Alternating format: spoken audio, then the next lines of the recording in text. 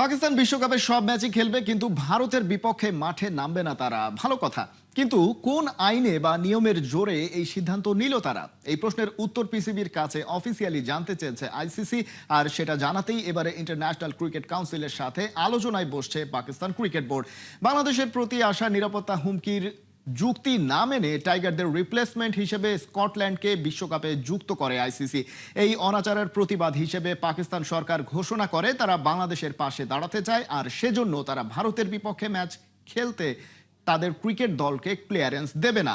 তবে টুর্নামেন্টের বাকি ম্যাচ খেলতে পাকিস্তান সরকারের আপত্তি নেই, যেহেতু সিদ্ধান্ত পিসিবি নাইনি নিয়েছে দেশটির সরকার। তাই পার্টিসিপেশন এগ্রিমেন্ট এখানে কার্যকর হওয়ার কথা নয়। এর আগে এই যুক্তি দেখিয়ে পাকিস্তানের বিপক্ষে ম্যাচ এড়িয়েছে ভারত, যেটাকে বলা হয় ফোর্স মেজর ক্লজ। তবে আইসিসি ফিরতি চিঠিতে পিসিবির কাছে ব্যাখ্যা চেয়েছে কেন তারা ম্যাচ খেলতে বাধ্য না।